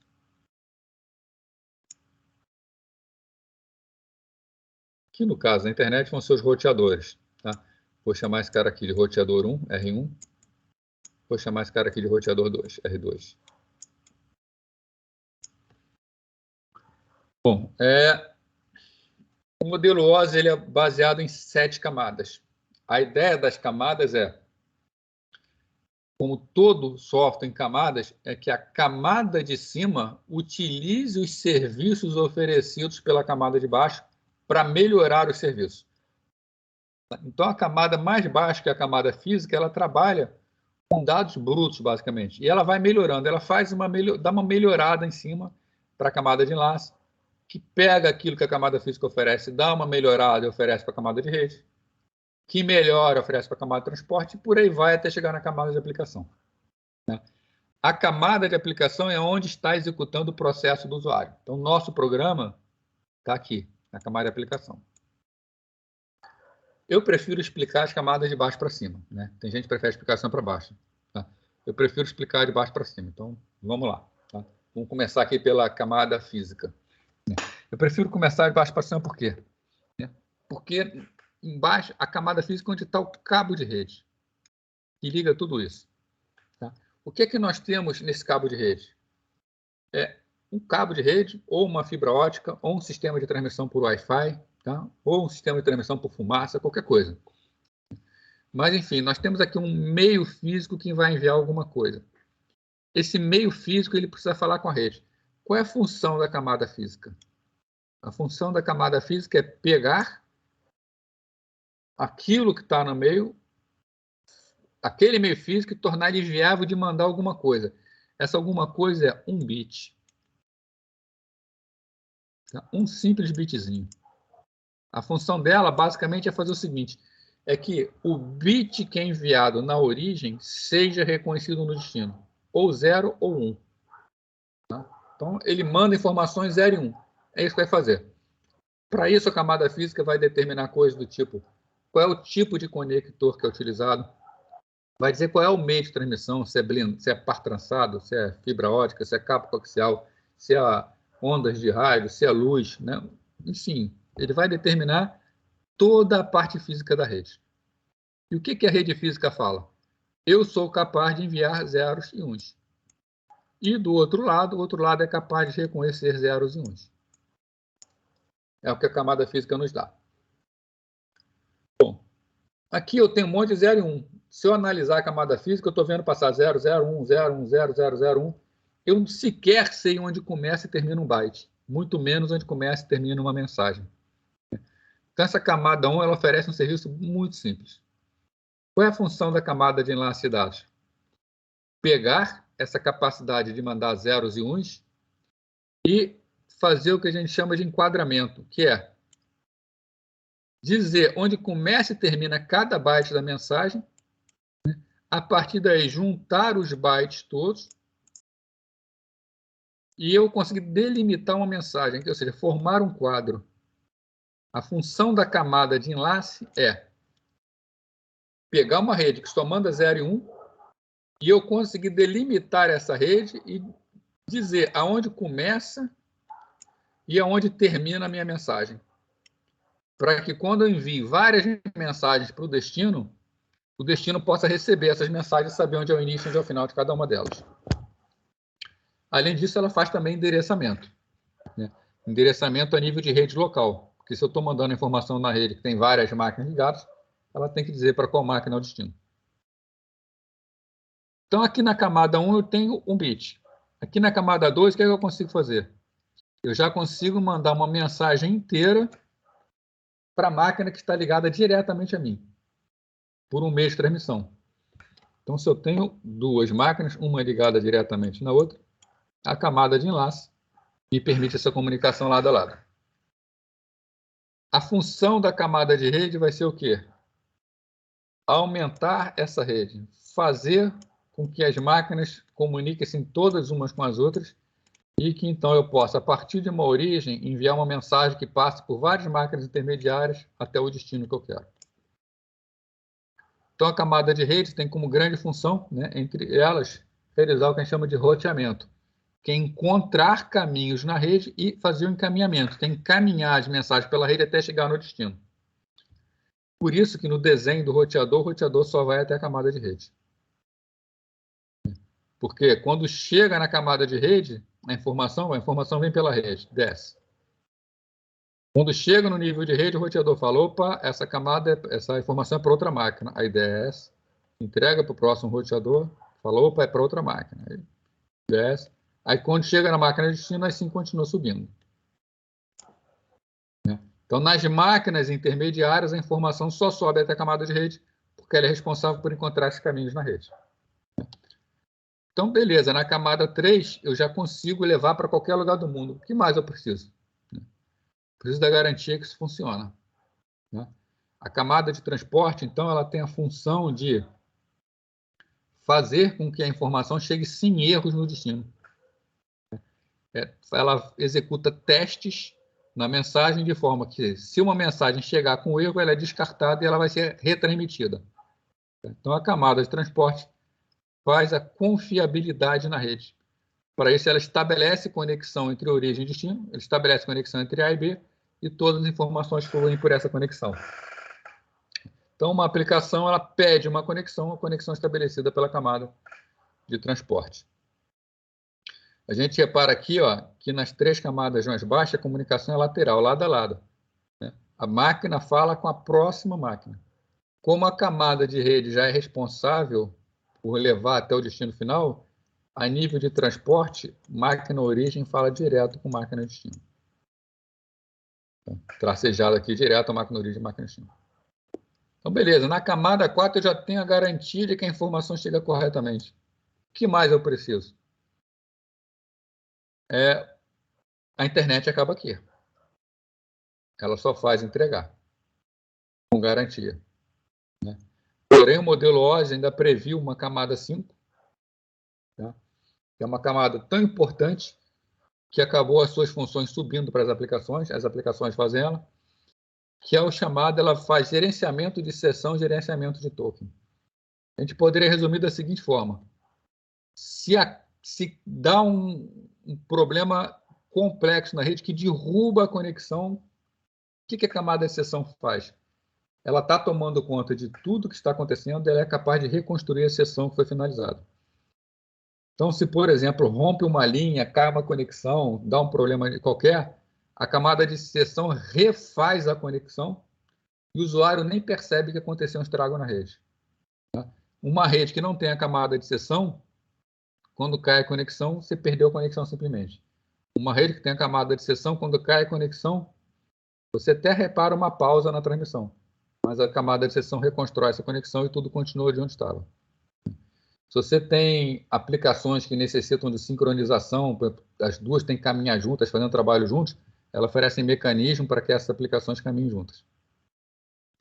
Então, Então, beleza. Então, aqui na camada de seção já tenho até uma rede que faz tudo para mim se cair. Por que eu preciso da camada de apresentação? Compatibilidade. Tá? A camada de apresentação, a grande responsabilidade é realizar aquelas funções que deveriam ser feitas com muita frequência. Né? Por exemplo, criptografia. Se você precisa de criptografia, na internet você tem que criptografar. Numa rede que implementasse a camada de apresentação, você simplesmente solicitaria criptografia. Os dois lados iam combinar o melhor esquema de criptografia e seria feito automaticamente. Né? Representação externa de dados. Você está trabalhando com uma determinada máquina que é Big Engine e outra Little Engine, né? Forma diferente de armazenar dados, essa camada faria a conversão automaticamente. A sua aplicação não se preocuparia com nada disso.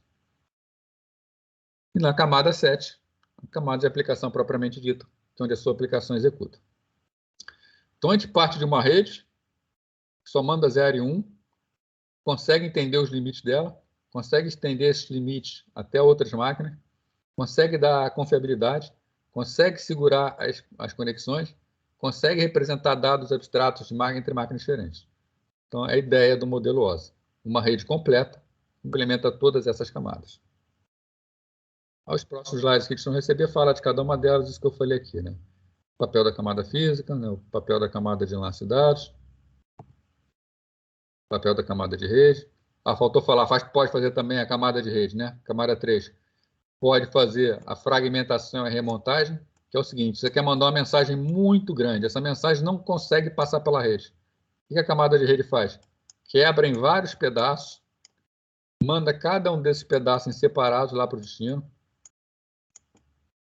Quando chega no destino, a camada de rede de destino junta todos eles num lugar só e devolve o pacotão para a camada de transporte. Camada de transporte. As camadas de sessão, faz gerenciamento de toda a sincronização, a camada de apresentação, por fim, a camada de aplicação. Tá? Então, tudo aí já foi falado. Sobre transmissão de dados no modelo OSI. Pegando todas essas camadas aí. Como isso acontece? Você tem dados que precisam ser mandados para o outro lado. O que a sua aplicação faz? Ela coloca um cabeçalho dela e anexa isso aos dados. Para quê? Para que essa informação, quando for enviada pela rede, chegar do outro lado, a camada de aplicação do outro lado veja por esse cabeçalho aquilo que você quer que seja feito. Nós vamos desenvolver aqui aplicações simples que vão ter os cabeçalhos dela também. Ou seja, a gente vai ver isso aí. Agora, essa camada de aplicação, ela entrega a sua informação para a camada de apresentação. Né? Então, está aqui, ó. O cabeçalho, que são informações de controle da camada de aplicação, para a camada de apresentação, ele é simplesmente dados. Então, é sempre assim, cada camada acrescenta seu cabeçalho e tudo isso vira dado para a camada seguinte. Que acrescenta seu cabeçalho e vira dado para a camada seguinte. Sempre assim. Né? Até que chega na camada de rede, que acrescenta seu cabeçalho, tudo isso vira dado para a camada de enlace de dados. A camada de enlace de dados ela é a única que, além do cabeçalho, coloca também um fecho. Porque, se vocês lembrarem, a função dela é dizer aonde começa e aonde termina a informação. Né? Então, faz parte do cabeçalho da camada de enlace dizer aonde começa. E ela precisa de alguma coisa no final para dizer aqui termina. Né? E embora, por exemplo, camada de transporte, a gente fale, a camada de transporte da origem fala com a camada de transporte. Eles se falam. Eles se falam por meio, né, por intermédio das informações que são enviadas no cabeçalho. Porém, fisicamente, a informação desce, camada a camada, até que chega na camada física e é enviada para o outro lado. E aí vai subindo e cada camada fazendo o seu trabalho. Né? Analisando, por exemplo, a camada de transporte. Quando passou na origem, a camada de transporte colocou o cabeçalho dela. Quando chega no destino, a camada de transporte tira esse cabeçalho, analisa esses dados e entrega tudo para a camada de seção. E aí por aí vai até chegar os dados originais lá no receptor.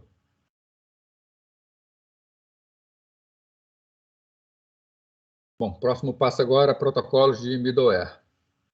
Deixa eu ver se aqui eu falo ainda. Bom, vamos falar, dá tempo, tá? Vamos ganhar tempo aí. Então, aqui a gente viu como os dados trafegam na rede, né? É toda uma complexidade, né? Quem faz um programa para a rede precisa saber interagir com a camada de apresentação quando ela existe, né? Camada de sessão já é automática, precisa saber definir qual serviço e protocolo de transporte vai ser utilizado. Dependendo do tipo de serviço que utilizou, se for serviço sem conexão, as funcionalidades da camada de rede vão impactar na aplicação. Então, o programador ele tem que estar atento ao funcionamento da rede, a não ser que ele use um middleware que esconda esses detalhes para ele. Então, os protocolos de middleware. O que é um middleware? É uma aplicação que reside logicamente, na maioria das vezes, lá na camada de aplicação. Ele está na camada de aplicação, ele é uma aplicação que nos permite criar outras aplicações. Pode oferecer diferentes protocolos, cada um por sua vez utilizando diferentes protocolos de transporte. Porém, o quê? Oferecendo uma única interface. Essa é a ideia do middleware. A interface dele é única e simples, e é a mesma em todas as máquinas. Mesmo que sejam máquinas com arquitetura diferente, mesmo que sejam máquinas com sistemas operacionais diferentes. A interface que o middleware oferece é a mesma. Isso vai facilitar muito o programador.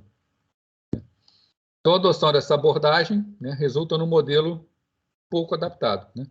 Vamos pensar aqui no modelo da internet, né, onde não tem sessão de apresentação.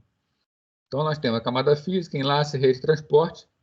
E quando estamos falando em sistemas distribuídos, nós inserimos um middleware, uma camada de software, acima da camada de transporte, né? Na internet, a camada de aplicação fala com a camada de transporte. Então, modelos puros, baseados em trocas de mensagem na internet, os nossos programas lidam diretamente com a rede. Nossos programas lidam com a camada de transporte, que faz parte da rede. No modelo de middleware, nossa aplicação lida com um software, com um middleware. Nós construímos tudo baseado nesse middleware. E aí, o middleware usa a camada de rede e isola a gente desse tipo de coisa, né? Ou seja, o middleware esconde isso daqui da gente. Por isso que sistemas distribuídos são montados com base em middleware. Problemas da interligação em rede para os sistemas distribuídos, né? Bom, primeiras redes foram projetados para atender alguns poucos requisitos, né? Todos eles extremamente simples. A ideia era fazer transferências de arquivos simples, né? Levar informações de arquivos de uma máquina para outra, implementar um servidor de arquivos extremamente simples e com poucos recursos, né? Fazer login remoto, que era permitir logar remotamente num outro sistema. Sistemas de correio eletrônico, né? Sistemas de newsgroups. Então, era o que a internet, vamos falar assim, primordial, né? Os primeiros passos da internet ofereciam.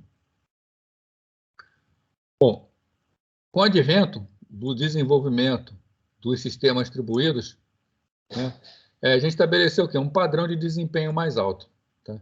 É necessário algo mais, tá? Uma rede primordial já não vai servir para atender bem, né? Então, para atender esse desempenho mais alto, né, para atender essas necessidades de aplicações interativas, né? Transferência de arquivo, fazer um login não tem tanta interatividade. Agora, no sistema distribuído, nós estamos trabalhando em tempo real, interagindo em tempo real, né? Bom, então, surgiram requisitos de quê? De confiabilidade, escalabilidade, mobilidade, segurança e qualidade de serviço. Vamos ver o que é cada um desses conceitos, aí a gente termina, né? Semana que vem é feriado, né? Tem feriado na terça-feira, tá? Então, semana que vem, na segunda-feira, a gente não tem aula. Não sei se vocês já olharam no calendário, não haverá aula na segunda-feira, tá? Então, ficar atento aí. Então, vamos fechar aqui esse assunto, para na semana que vem a gente partir para o próximo. Então, falando sobre o primeiro deles, desempenho. Bom, parâmetro de desempenho de rede tem como principal interesse velocidade e vazão. Isso é um termo confuso, né? Se eu perguntar para vocês o que é velocidade, talvez a maioria me responda o que é vazão, né? Velocidade, a gente basicamente mede em termos de latência. Tá? Velocidade é o tempo que a informação leva para chegar no destino. Né? Por exemplo, uma rede de fibra ótica. Se eu mandar um bit, né, aqui em cima fibra ótica, se eu mandar um bit aqui, esse bit vai chegar do outro lado na velocidade da luz. Tá? Essa é a velocidade, é o tempo que leva para uma informação unitária chegar do outro lado. Se eu tenho aqui um cabo coaxial e eu mando um bit 1, esse bit 1 chega do outro lado a 85% da velocidade da luz. Então, a fibra ótica ela é mais veloz do que o cabo coaxial. Sempre. Tá? Sempre. Ela tá, isso aí a gente não tem como discutir. Porém, eu posso ter um sistema de fibra ótica, por exemplo, de 100 megabits por segundo. Eu posso ter um sistema de cabo coaxial, por exemplo, de 250 megabits por segundo.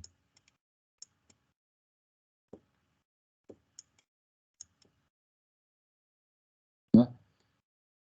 O de cima tem mais velocidade, porque cada bit individualmente chega mais rápido. Porém, o de baixo tem maior vazão. Tá? Se eu for transferir um arquivo, embora o de cima seja mais rápido, o arquivo ele é transferido mais rápido na de baixo, porque o arquivo ele é composto por vários, né, por milhões de bytes, de bits, enquanto de cima eu estou considerando somente uma informação. Tá? Então, é bastante importante a gente saber diferenciar a velocidade de vazão. Tá? Então, a velocidade está relacionada à latência. Latência é o tempo decorrido após uma operação de envio ser executada e antes dos dados começarem a chegar no destino. Né? Então, a latência é esse tempo aqui, ó, que leva para sair da origem e chegar no destino. 1 bit. A taxa de transferência, né, que é a vazão com que os dados podem ser transferidos entre dois computadores de uma rede, uma vez que a transmissão tenha começado. Normalmente é medida em bits por segundo. Então, quem tem uma rede 10 megabits por segundo, a rede não tem velocidade 10 megabits por segundo. A rede tem uma vazão 10 megabits por segundo. Caio está botando ali, né? Vazão igual banda e velocidade igual latência. A vazão é a banda. Tá? A velocidade está relacionada à latência, né? Porque a latência, na verdade, Caio, é o tempo. Tá? Só que o tempo está relacionado com a velocidade nesse caso. Né? Quanto menor o tempo, maior a velocidade. Tá? Latência média de tempo. Tá? Então, por latência de 5 segundos, latência de 200 milissegundos, a latência está relacionada à velocidade. Mas não é igual. Tá ok isso aí? Por exemplo, o cara sai com o carro a 100 km por hora e ele faz o trajeto em meia hora. A velocidade é 100 km por hora e a latência é 30 minutos. Mas estão relacionados, porque estão diretamente relacionados.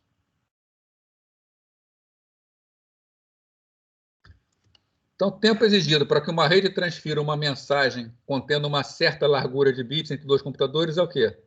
Qual é o tempo de transmissão da mensagem? Né? Então, latência é tempo. Então, é a latência, que você começou a transmitir. Quanto tempo leva para aquela primeira informação chegar ao destino? Mas a gente já vê que isso aqui não é besteira, não. Tá? Isso aqui vai ter um impacto na hora de escolher um sistema. Tá?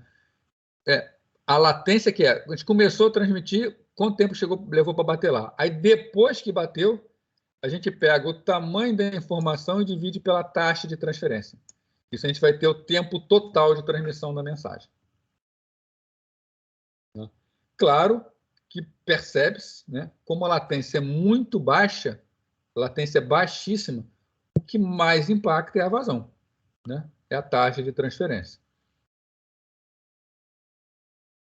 Essa equação só é válida para mensagens pequenas, né? Se uma mensagem for muito grande e precisar ser fragmentada em várias partes, a gente tem que calcular o tempo para cada fragmento e somar esses tempos. Isso aí não tem como fugir disso. Bom, uma taxa de transferência de uma rede é determinada principalmente por suas características físicas, né? Se ela é de fibra ótica, se ela é uma rede rádio, se ela é cabo coaxial, se é patrançado, se passa por um campo eletromagnético intenso. Então, uma série de coisas podem influenciar. Tá? A latência é determinada principalmente pela sobrecarga de software e pelos atrasos de roteamento, tá? E por um fator estatístico que depende da carga da rede. Isso aqui basicamente está dizendo o seguinte: o que no final das contas determina a latência? Você tem um programa, esse programa vai transmitir dados. Precisa passar por camadas de software, por camadas do sistema operacional, camadas de rede, até chegar na placa de rede e poder ser efetivamente transferida. Isso aqui é software. Esse software tem, tá, o seu impacto na latência. Você tem uma máquina mais lenta que processa mais lentamente essas coisas, vai impactar na transferência. Tá? Máquinas mais rápidas transmitem mais rápidas numa rede rápida. Máquinas mais lentas não, isso é fato. Bom, beleza. Aí você já teve a sobrecarga de software. Bom, quando você manda essa informação provavelmente vai passar por vários roteadores ao longo do caminho, até chegar no destino. Esses roteadores também têm a sua sobrecarga de software, tem um software executado nele, né? Então, você tem atrasos de roteamento. Além disso, quando a informação chega no roteador, existe uma fila para processar. A informação entra na fila e aguarda a vez dela, e quando chega, que ela vai ser processada, né? Esse é o fator estatístico, que depende da carga da rede. Quanto maior a carga da rede, maior a fila, mais demora. Né? Então, tudo isso impacta na latência. Então, a latência até que chega lá. Só que cada informação que vem depois disso vai passar pelas mesmas coisas e já sofreu atraso anteriormente. Chega uma atrás da outra. Então, esse tempo de chegada pode ser grande. Em sistemas distribuídos, é comum a transferência de muitas mensagens de pequeno tamanho entre processos. Então, essa latência pode ser importante, porque se eu tenho uma única mensagem pequenininha que vai e que vem, faz pouca diferença se a minha rede está entregando em 10 milissegundos ou em 500 milissegundos, né? Vai ser imperceptível para mim. Agora, se eu tenho muitos pacotes pequenos e todos esses pacotes estão sofrendo com atrasos, aí a latência da rede tem impacto.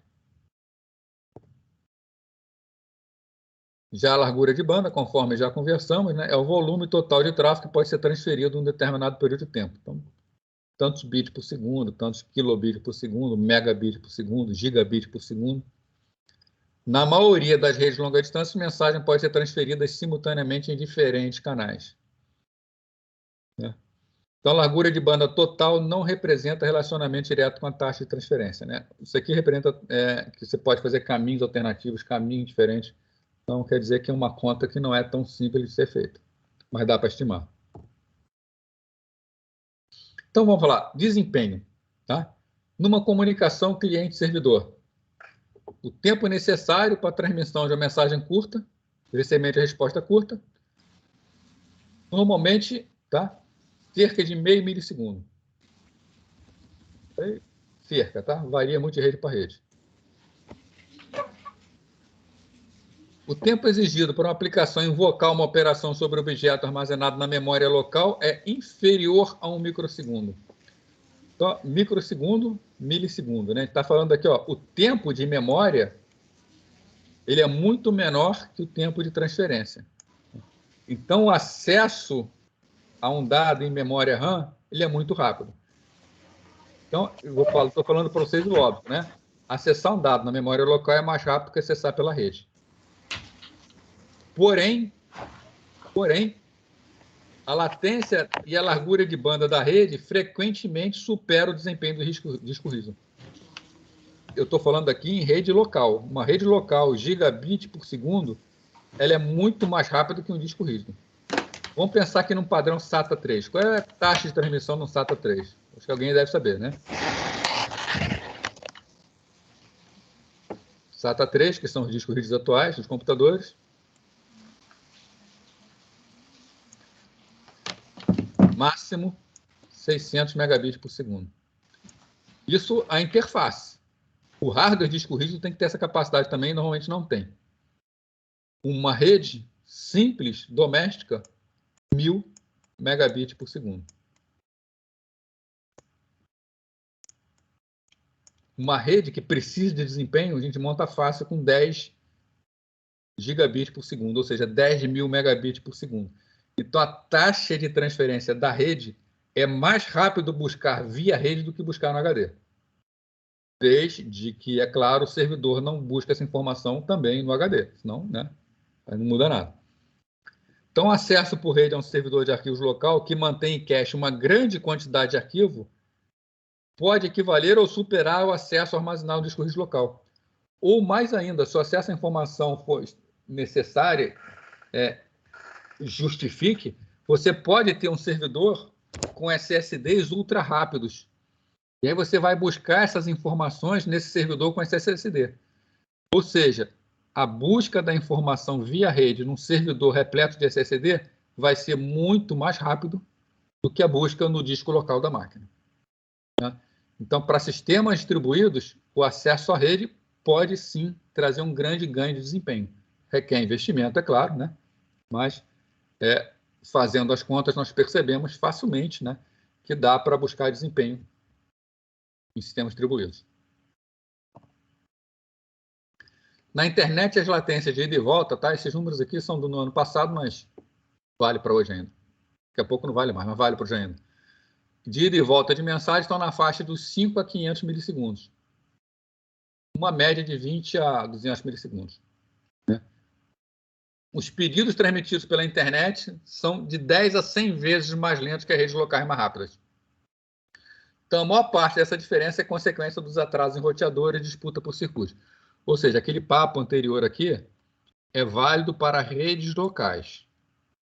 Atualmente, a internet ainda não nos consegue fornecer essa capacidade. Né?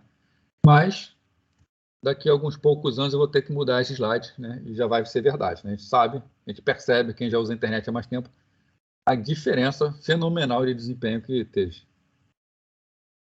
nesses últimos anos aí. Tá, deixa eu tentar terminar esses assuntos aqui antes das 8h20. Escalabilidade.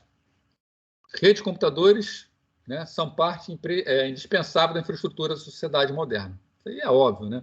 Hoje em dia, cartão de crédito teve rede de computadores. Quem está na rua, dentro do ônibus, está usando rede de computadores. A pessoa está interligada em rede o tempo inteiro. Né? Cair a internet, tem gente que está em depressão. Né?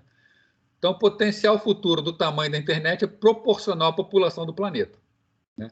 É realista esperar que bilhões e milhões de computadores estejam interligados. Né? Então, nós precisamos buscar escalabilidade, precisamos buscar aumento de capacidade. Né? As tecnologias de rede em que ela é baseada não foram projetadas para suportar a atual escala da internet, mas funciona notavelmente bem. Tem sofrido adaptações. Né? Então, qual é a próxima fase no crescimento da internet? Tá? Mudanças substanciais nos mecanismos de endereçamento e roteamento que já estão em andamento. Em especial, né, muita necessidade do IP versão 6. Tá? Traz alterações significativas. O João perguntou, né, eu estava respondendo. Né? Sim, João, IPv6 tem muito a ver com isso. Tá? E traz impactos fundamentais no endereçamento, né, que basicamente já acabou o endereçamento IPv4.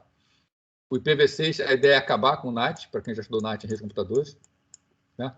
E o roteamento também. IPv6 não aceita mais fragmentação e remontagem. O dado que sai da origem é o mesmo tamanho de dado que chega no destino. Isso acelera muito o processo de roteamento. Tá?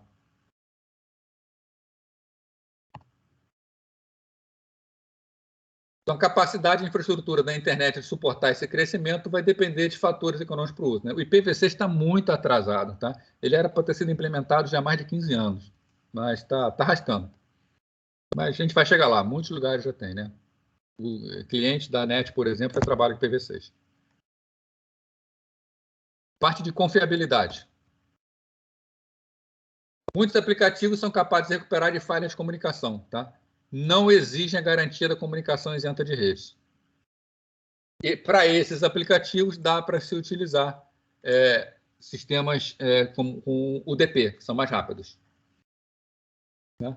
Então, frequentemente, a detecção de erro de comunicação e sua correção é melhor realizada por software aplicativo. O software que conhece o dado. Tá? O software daquele aplicativo conhece aquele dado. Então, ele é melhor local para saber o que deve ser corrigido ou não. Tá? Então, a confiabilidade da maior parte da mídia de transmissão física é muito alta. Hoje em dia, é muito raro acontecer um erro, né? O esperado em uma rede é que a sua taxa de erro seja de 10 a menos 11. 10 a menos 11 significa isso aqui, ó. 2, 3, 4, 5, 6, 7, 8, 9, 10, 11. 1. Mil, milhão, bilhão, trilhão. Um bit errado a cada 100 trilhões de bits transmitidos. Isso é uma rede que se espera de uma rede hoje em dia. Tá? Então, podemos dizer que as redes hoje são confiáveis. Antigamente não, quando os enlaces eram por via rádio, enlaces intercontinentais via satélite, a coisa era complicada. Mas hoje é quase tudo fibra ótica. Parte de segurança. A gente está fechando o tempo, eu sei que vocês vão ter que sair. Eu vou fazer o seguinte, eu vou dar uma terminada aqui, aí depois eu volto um pouco aqui e continuo nessa parte de segurança, tá? Porque tem gente que vai ter que sair para ir para outra aula. Eu queria ainda ver se o pessoal tinha dúvida. Então, eu vou marcar aqui semana que vem, semana que vem é feriado, né? É recesso, terça-feira é feriado, e na próxima semana eu continuo com essa parte aqui. Tá ok? O João está perguntando, a implementação do IPv6 tem a ver com escalabilidade? Tem a ver, João, no aspecto de que hoje a gente não tem mais endereçamento. Tá? Não tem mais endereçamento, desculpa, não tem mais endereço, então a gente está esperando para a NAT. O IPv6, a nível de escalabilidade, ele traz um novo conceito, que é o conceito de escopo, tá? Escopo de transmissão. Tá? A escalabilidade em si, para aumentar, é da aplicação. Tá? Mas o IPv6 ele dá algum apoio. Tá? Porém, quando a gente fala escalabilidade, a gente está falando de um sistema poder ser expandido pela colocação de novas máquinas. Né? Isso é camada de aplicação. Tá? O IPv6 ele até dá um pequeno apoio com a sua parte de controle de escopo. Mas, vamos dizer assim, o IPv4 ele não limita a escalabilidade. Tá? Não é fator limitante. Ok? Não sei se eu consegui ser claro aí.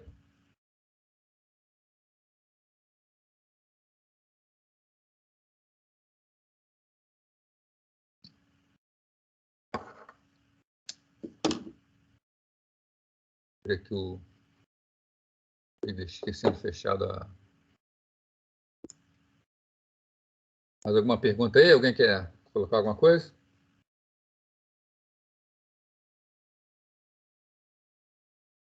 Então, daqui a pouco eu vou baixar a lista de chamadas, né? Lembrando sempre que a presença eu estou tirando pelo sistema. Eu vou encerrar aqui a gravação para depois disponibilizar para vocês.